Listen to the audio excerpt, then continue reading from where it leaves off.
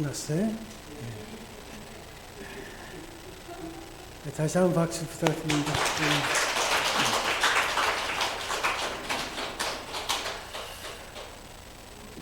고독했던 한국의 유명한 요리 시인은 별을 바라보며 삽시다라는 그런 유명한 말을 남겼습니다. 우리가 일반적으로 별은 높은 곳에서 빛납니다. 별은 우리가 바라보는 그런 존재인데 우리는 별을 바라보듯 마음속에 우러러보는 그와 같은 일을 지니고 우리가 살아갑니다. 그래서 별처럼 바라보는 탁월한 인물을 우리는 스타라 그렇게 말합니다.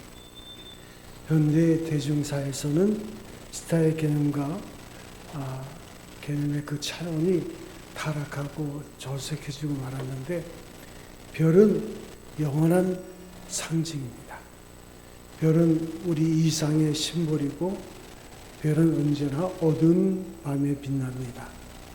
불이 없는 밤은 캄캄합니다. 우리 마음속에 이상의 별이 사라질 때 우리는 어두운 생활로 전락하고 맙니다. 예수의 탄생의 발레스의 밤은 깊었습니다. 작은 촌 베들레헴도 고요히 잠들었습니다. 들에서 양을 치던 목자들도 졸고 있었습니다. 그때 호련히 주의 사자가 곁에 서고 주의 영광이 저희를 두루 비쳤어요. 전사가 말하기를 웃어 말라. 보라 내가 온 백성에게 미칠 큰 기쁨의 좋은 소식을 너희에 전하노라. 오늘날 다윗 동네에 너희를 위하여 구주가 나셨으니 곧 그리스도 주시니라. 깊은 밤에 주의 영광이 두루 비쳤습니다. 보라 어둠이 땅을 덮을 것이며 캄캄함이 만민을 가리우리라. 지금도 이 세상은 어둠이 땅을 덮었습니다. 캄캄한 세상입니다. 무지의 흑암이 아직도 이 세계를 덮고 있습니다. 과학이 발전하고 우주선을 발사하고 우주를 왕래하고 있지만 아직도 인생의 깊은 뜻을 알지 못하는 무지가 이 땅을 덮고 있습니다. 아직도 인생이 어디서 왔으며 무엇하러 왔으며 또 어디로 가는지를 알지 못하고 무지의 어둠 속에서 헤매는 그런 사람도 있습니다. 어둠이 만민을 가리웠어요. 사람들은 어두워서 갈 길을 모릅니다. 예수님 나실 때 동방의 박사들은 이상한 별을 보고 예루살렘까지 올 때는 자기들의 생각대로 왔어요.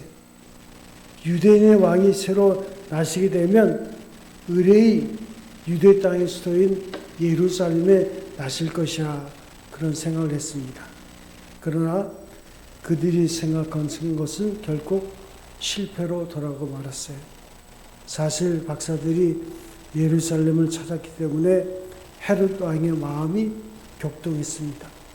그가 자기 이 땅의 왕이라고 생각했는데 새로운 왕이 난다는 게 그에게 시기심을 일으키고 그 결과 수많은 어린 아이가 그리스도 예수가 탄생할 때 무참하게 죽음을 당합니다.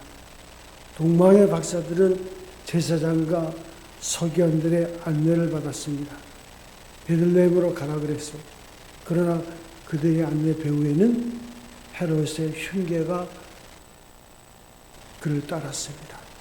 무서운 위험이 내포되어 있었고 그런데 동방의 박사들이 아기 예수를 만나 뵙게 된 그것은 다만 별의 인도 때문이었어요.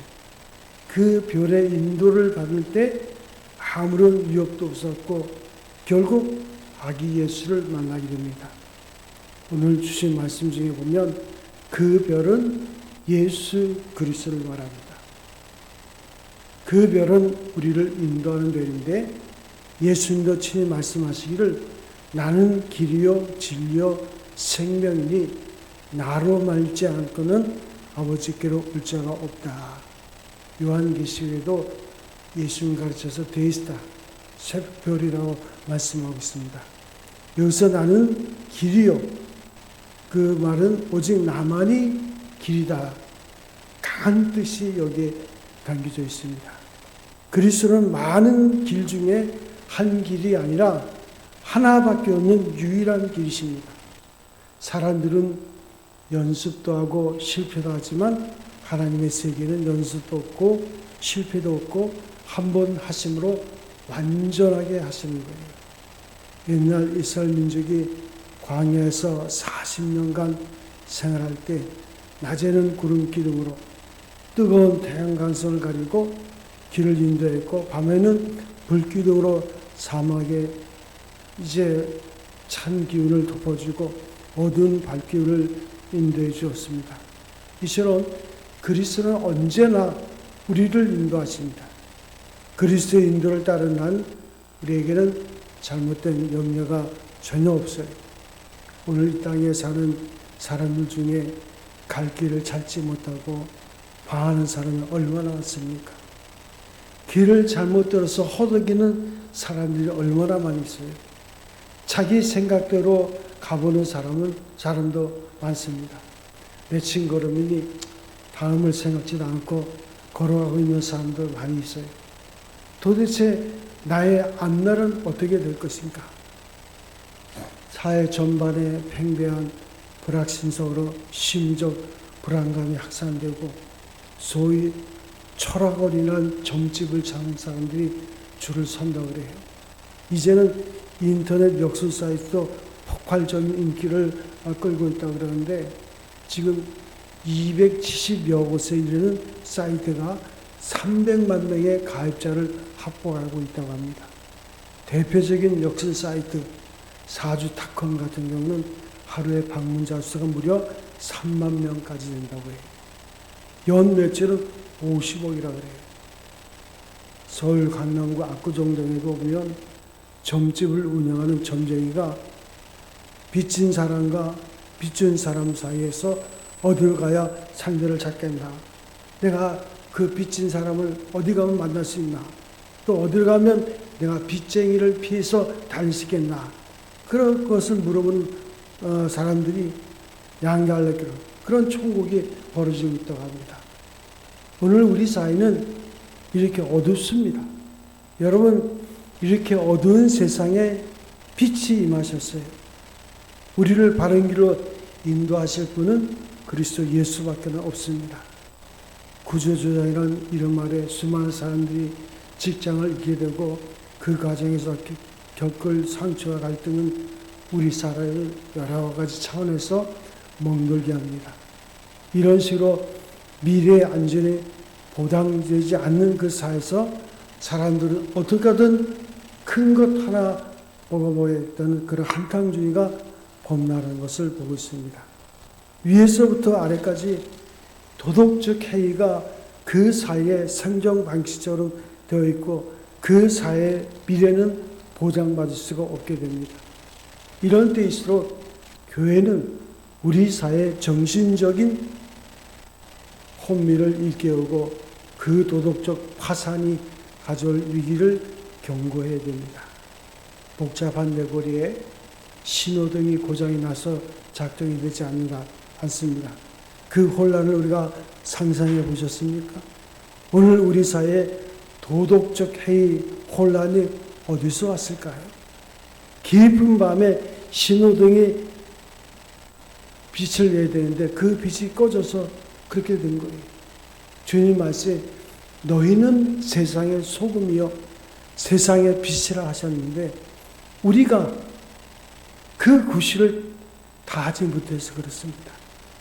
빛이 꺼져 있으면서도 꺼진 것조차 모르고 있는 것이 더욱 심각한 문제입니다. 앞을 보지 못하는 맹인이 친구의 집에 갔다가 저녁 늦게 돌아가려고 하니까 앞을 보는 친구가 등불을 하나 켜주면서 이것을 들고 가라 그렇게 말했습니다. 그래서 맹인은 오해를 하고 섭섭했는데 너는 내가 앞을 보지 못하는 것을 잘 알면서 내가 이 등불이 무슨 소용이나. 그때 그 친구의 말이 너는 상관없지만 다른 사람이 지나가다가 내 손에 등불을 보면 피해갈 수 있지 않겠냐. 그 말을 듣고 나니 이해가 되어서 고마운 마음으로 등불을 들고 가는데 어떤 행인이 이 소경과 부딪혔습니다. 그래서 이 소경은 화를 냈어요. 그렇지 않아도 내 친구가 이런 일이 생길 줄 알아서 내 손에 등불을 들려주었는데 당신은 나를 뭐로 알고 이렇게 일부러 부딪히는 겁니까? 이렇게 소경이 하는 그 말을 듣고 당신 손에 등불이 어디 있습니까? 그 사람이 말하는 거예요. 이 맹인은 자기 손에 든 등불이 꺼져 있는 것을 보지 못한 거예요. 우리의 심령 상태가 이렇지 않습니까? 우리가 등대 노릇을 하고 신호등 노릇을 바로 하면 이런 혼란, 이런 해이, 이런 부정이 있을 수 있겠어요? 모두가 결국은 다 내 책임이에요. 내가 목사 노릇 제대로 못해서 그렇고 교인이 교인 구실을 제대로 못해서 이 사회가 이렇게 된 것을 우리가 회개해야 됩니다. 그런데 이렇게 어두운 세상에 빛이 임하셨어요. 진리의 빛, 사랑의 빛, 성결의 빛이 되시는 그리스도께서 세상에 임하셨습니다.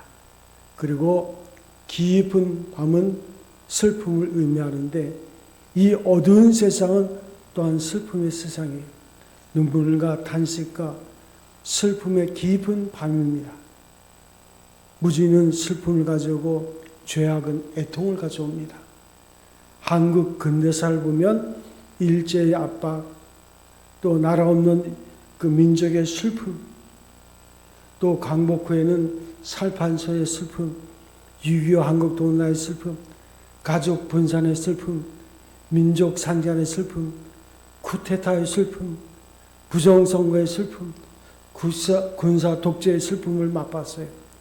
이 슬픔 많은 세상에서 만일 이 민족이 주님을 몰랐다면 어떻게 오늘까지 살아올 수가 있었겠어요? 마태복음 2장 18절에 이런 말씀이 나옵니다. 라마에서 슬퍼하며 크게 통곡하는 소리가 들리니 라헬이 그 자식을 위하여 애곡하는 것이라. 그가 자식이 없으므로 위로받기를 거절하였도다. 그런데 이 글이 누구의 글입니까? 이 글은 예수님이 나시기 전 580년 전에 있었던 일인데 그 당시 예루살렘이 이스라엘의 수도였었는데 오랫동안 바벨론 군대에 포위를 당했다가 함락이 되어버리고 승리한 바벨론 군대의 횡포로 말미암아서 일어나게 된 그 비참한 광경, 이로 말할 수가 없었어요. 비참하게 전사당한 아들의 그 부모, 오랫동안 바벨론 군대에게 포위당해서 먹을 것을 공급받지 못해서 굶어 죽는 자식들의 부모, 어떻게 죽지 않고 살아남긴 했으나 바벨론의 포로로 끌려가는 모습을 보는 부모들, 저희들의 그 통곡과 애끓는 울음소리, 하늘을 진동케 했고 그 광경은 한마디로 처절하게 이를 데 없었어요. 먼 이방 나라로 끌려가는 슬픔, 포로들이 저 베들레헴 근방에 있는 라헬의 무덤 앞을 지나던 광경을 그려놓은 글입니다.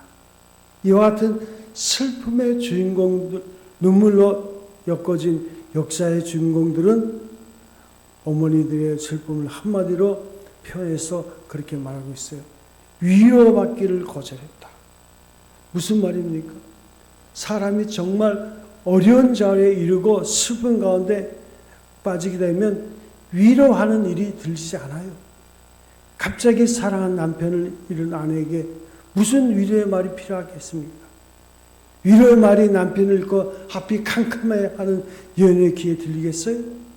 뜻밖의 교통사고로 하나밖에 없던 아들이 세상을 떠나게 되었을 때 어린 이런 참변을 당한 사람의 어머니에게 무슨 말을 하면서 위로가 되겠어요? 그동안 쌓아 올렸던 사업이 하루아침에 무너지는 일을 당했을 때 무슨 말을 가지고 위로의 말을 할 수가 있겠어요? 이런 말을 한들 그 말이 그 사람 귀에 들리겠습니까? 고통과 슬픔이 너무 심하면 위로받기를 거절하게 됩니다. 그런데 왜 예수님이 나심을 축하하는 그 크리스마스 기사를 쓰는 대목에 이런 말씀이 있을까요? 크리스마스는 우리가 보기에 행복해 보이는 사람들, 모든 것이 넉넉한 사람들의 크리스마스가 아니라 슬픔과 불행으로 가득 차 있는 사람들의 모든 슬픔을 무색해 하는 비통한 사건인 거예요. 그래서 하나님이 오직 하나밖에 없는 아들을 죽게 하기 위해서 이 세상에 보내신 날이 크리스마스입니다. 슬픔과 괴로움이 가득 차 있는 역사 안에 사는 가난한 이들의 친구가 되기 위해서 하나님의 독생자가 슬픔의 주인공으로 오신 날이 크리스마스예요. 예수님은 왜 이런 고통과 가난 그리고 슬픔 속에 죽으려 태어났습니까? 그것은 오로지 위로받기를 거절하는 슬픈 이들을 진정으로 사랑하신 까닭입니다. 사랑하기 때문에 소경의 평안한 자리에서 슬픔을 바라보며 위로한 것이 아니고 슬픈 일이 당하는 고난 속에 자기 자신이 뛰어들어와서 함께 고난을 받은 거예요. 그래서 슬픔에 잠겨있는 사람들의 가슴 속에 새로운 샘토를 하나씩 마련해 주신 겁니다. 그래서 위로받기를 거절하는 우리의 슬픔이 하나님께서 당하신 슬픔 안에서 무색해지고 오히려 하나님이 주신 위로의 힘이 우리에게 임해오는 것입니다. 그래서 슬픔이 변하여 기쁨이 됩니다. 아니, 슬픔을 이기는 기쁨을 찾는 길은 오직 슬픔을 아는 채 슬픔 속에 빠지지 말고 저 말구에 나신 그리스도를 찾는 거예요. 그래서 오늘 마태복음 2장 10절 보세요. 저희가 별을 보고 가장 크게 기뻐하더라. 이사야의 예언대로 모든 슬픈 자를 위로하되 슬퍼하는 자에게 화관을 주어, 화관이란 꽃이 된 것 같은 큰 면류관이라 할 수 있겠죠. 그 죄를 대신하고 희락의 기름으로 그 슬픔을 대신하며 찬송의 옷으로 그 근심을 대신하기 위하여 주가 오셨다고 했습니다. 이 어둠, 슬픔의 어둠에 그 별을 바라봄으로 슬픔을 이기는 기쁨을 소화하게 되기를 바랍니다. 그리고 이 어둠과 슬픔의 세계는 또한 절망의 깊은 마음이에요. 어떤 이는 말하기를 21세기의 상징은 버섯구름이라고 했습니다. 이게 무슨 뜻일까요? 핵무기가 폭발하면 공중의 구름과 그 불과 그 연기가 버섯 모양으로 퍼졌다가 땅에 쏟아져 내려서 무차별하게 파괴시켜버리고 마는 거예요. 핵무기는 과학 문명의 자랑도 되지만 또한 현대 문명의 절망의 상징도 됩니다. 이 버섯 같은 검은 구름은 날이 갈수록 점점 커져만 가는 거예요. 전 세계 인류의 간절한 바람 무엇일까요? 세계 평화입니다. 평화를 갈망하지만 평화가 없어요. 이것이 인류의 비극입니다. 지금도 성지 근방의 포성은 끝이지 않고 계속되고 있지 않아요. 이 세계는 아직도 도처의 어둠의 세력이 힘을 과시하고 있습니다. 이 세계는 문자 그대로 절망의 깊은 밤이에요. 이 절망의 깊은 밤에 그 별이 빛날 거예요. 그 별은 소망의 별입니다. 여러분, 왈츠라고 하는 사람들이 소망이라는 그림이 있어요. 거기 보면 둥근 지구 위에 어떤 젊은 여인이 혼자 외롭게 앉아 있습니다. 자세히 보니 그 눈은 수건으로 싸매져 있어요. 그러니까 앞을 보지 못해요. 그리고 그 가슴에는 하프를 안고 있는데 자세히 보니까 그 하프의 줄이 거의 다 끊어져 있습니다. 오직 한 줄밖에 안 남았어요. 이 여인은 다 끊어지고 남은 한 줄의 하프를 가지고 아름다운 음악을 연주합니다. 그 여인의 뒤에는 별 하나가 유난히도 빛나고 있습니다. 이 별은 소망의 별이요 이 줄은 소망의 줄입니다. 이 그림이 많은 사람의 생명을 구했다고 해요. 우리가 이 세상을 살아가면서 여러 가지 줄이 끊어집니다. 사업이 실패합니다. 직장에서 퇴출을 당합니다. 사랑하는 이가 세상을 떠납니다. 여러 가지 믿던 줄이 하나둘 끊어지는 거예요. 그러나 소망의 줄 하나만 붙잡을 수 있다면 그 소망의 줄 하나로 아름다운 음악을 연주하면서 너희 모든 절망적인 상황을 이기고 살아갈 수 있는 거예요. 그래서 히브리서에 보면 소망을 가리켜서 영혼의 사치라 그렇게 말을 합니다. 우리가 저 큰 바다를 항해할 때 어떤 때는 큰 폭풍 만납니다. 그러나 우리의 생명이 닻을 큰 바위에 내리게 되면 아무리 풍파가 불어도 우리의 심령의 배는 떠내가지 않고 결코 깨지지 않습니다. 큰 바위에 내린 잣은 소망이 낫어요. 그러고 우리에게는 소망이 필요합니다. 가만히 보면 이 세상에 사는 많은 사람들이 소망이 끊어져서 낙심과 절망의 파도에 휩쓸려서 인생의 배가 파손당하는 경우를 얼마든지 볼 수 있어요. 왜 그렇게 될까요? 많은 사람이 소망의 기초를 잘못 두는 데 있는 거예요. 어떤 사람은 소망의 기초가 물질입니다. 그런 사람에게 있어서 돈은 그의 전부입니다. 이런 사람에게 돈이 없어지면 그 사람은 모든 것이 없어지는 거예요. 그래서 그런 사람은 자살까지 하는 거예요. 권력도 지식도 마찬가지입니다. 그러면 우리의 소망을 어디에 둬야 될까? 시편 기자는 나의 소망이 주께 있나이다 라고 고백했습니다. 주님은 나의 소망이 되십니다. 그러므로 주님께 소망을 둔 사람은 절대로 절망하지 아니합니다. 물론 주님께 소망을 둔 사람도 절망적인 상황에 직면할 수 있어요. 그러나 절망하지 않습니다. 역사 평론가들은 이 세기를 환멸과 절망의 세기였다 그렇게 평합니다. 이 세의 과학 문명은 많은 발전을 가져왔습니다. 그런데 얼마나 피비린내 나는 세상이 되었습니까? 과학이 발전하면 평안히 살 것이라고 소망했던 이 세상이 추악하고 무서운 짐승만도 못한 세상으로 전락하고 말았어요. 맹목적으로 소망하던 사람들이 환멸과 절망에 빠지고 말았어요. 사람의 지혜도 믿을 수가 없어요. 정치가의 정책도 믿을 수가 없어요. 환멸의 비애뿐입니다. 여러분, 오늘 전 세계 인류들은 불안과 환멸 그리고 실망의 깊은 늪에서 헤어나지 못하고 있어요. 아무리 세상을 둘러보고 아무리 땅을 다 내려봐야 인류의 소망은 보이지 않아요. 인류의 참 소망이 어디 있습니까? 이제라도 우리는 땅만 보지 말고 사람이 하느님만 보지 말고 눈을 들어서 하늘을 보고 그 별 소망의 새벽별 바라보세요. 우리의 소망은 그리스도 예수에게 있는 줄로 믿습니다. 그리스도 예수를 우리의 소망으로 삼으면 어떤 실패, 어떤 타락, 어떤 환난, 어떤 슬픔이 있을지라도 절대로 움직이지 아니합니다.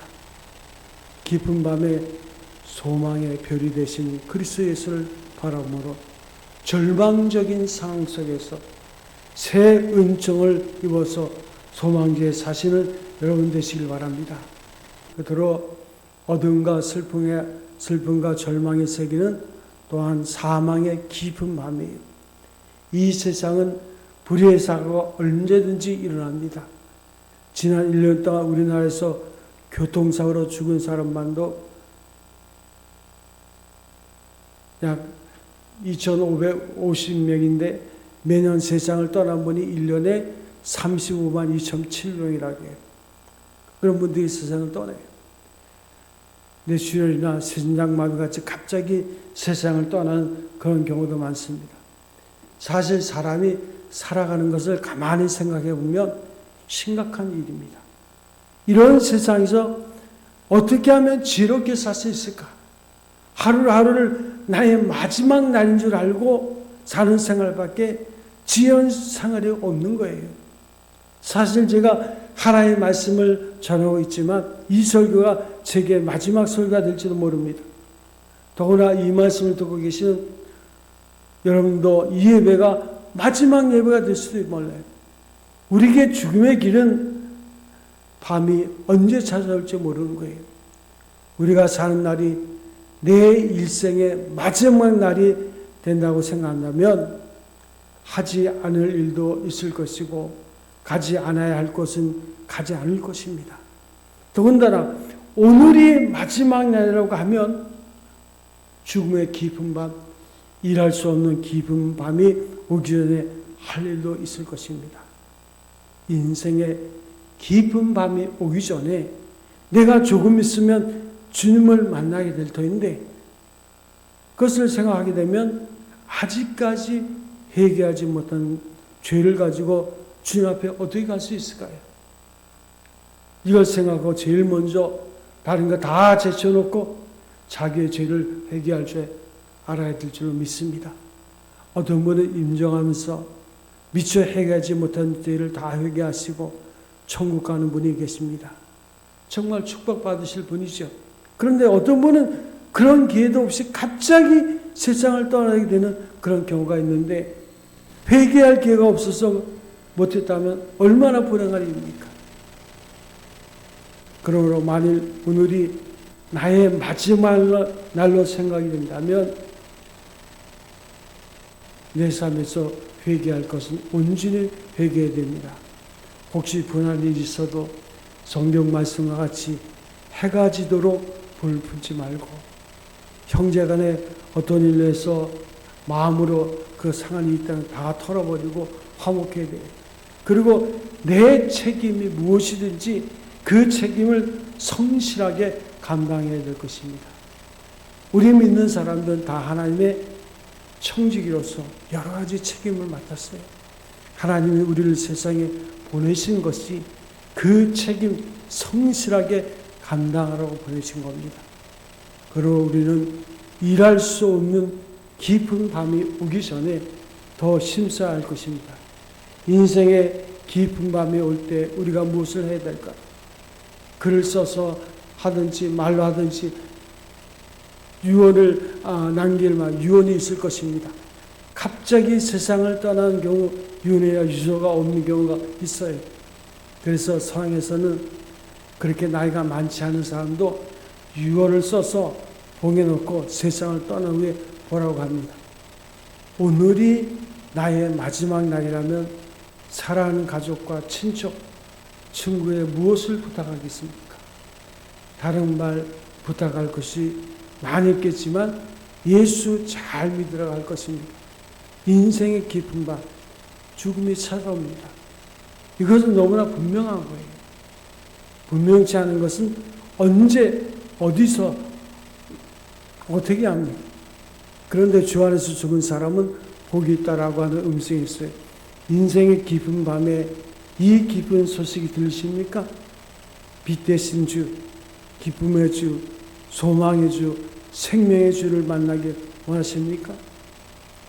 우리는 인생의 어두운 밤을 살고 있어요. 그렇지만 인생의 어두운 깊은 밤에 그 별을 바라볼 수 있는 여러분 되시기 바랍니다. 우리의 소망 그리스도 예수 한 분뿐인 줄로 믿습니다. 우리가 2024년도 성탄을 맞이하면서 그냥 그렇게 지내가는 그 축제, 세상 사람들처럼 축제로 끝나는 것이 아니라 의미 있게 이 날을 기억하고 여러분의 인생 속에서 이제 빛 대신 그리스도 예수와 함께 승리하는 성도 여러분 되시기를 주의 이름으로 축원드립니다. 기도하겠습니다. 기쁘다 구주 오셨네. 우리가 성탄의 기쁨을 찬양합니다. 하나님 아버지, 성가다의 찬양뿐만 아니라 우리 예수 속에도 오신 그리스도 예수를 찬양합니다.